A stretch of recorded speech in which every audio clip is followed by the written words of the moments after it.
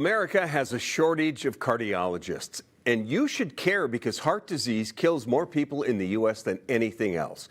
Tonight in a story you are seeing first on 5, how a $5 million gift announced today by the Minneapolis Heart Institute Foundation will help change that. So has anyone talked to you about your high cholesterol? Minneapolis Heart Institute cardiologist Jonathan Urbach had a great mentor growing up. Tell me about the influence of your father, who was also a cardiologist. He came home every night happy with what he did. But after graduating Boston University, Urbach still wasn't sure, so he did a clinical research internship at Minneapolis Heart Institute Foundation. And that really helped to solidify my decision to go into medicine as a career. He went to med school at BU, started residency at Harvard, finished at Abbott Northwestern, and became a cardiologist after a fellowship at Minneapolis Heart. His services are badly needed. How serious a problem is this shortage of cardiologists?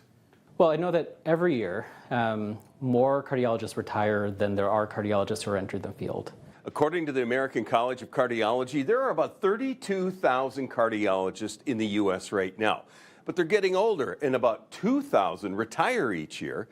Only 1,450 are entering the workforce, and that leaves a deficit of almost 550 cardiologists each year. It's hard to get appointments with us. It's frustrating to get into clinic, and that problem is only going to increase. A $5 million gift from Armand and Mary Brockman will allow MHIF to train even more cardiologists to meet the demand. You already train interns and doctors from all over the world. How will this gift help expand that? So it is our goal to grow more cardiologists, to bring more people into our programs, to increase our reach and motivate them to not only practice medicine, but practice cardiology. What do you want to say to the Brockmans? I want to say thank you.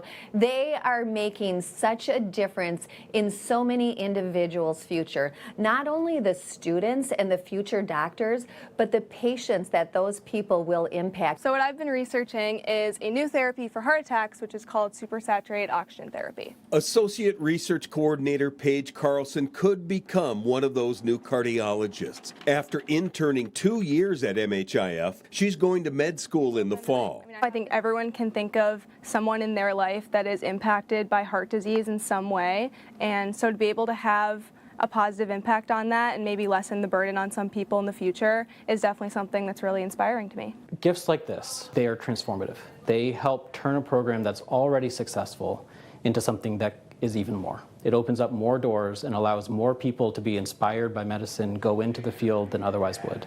So it's absolutely going to help with the problem.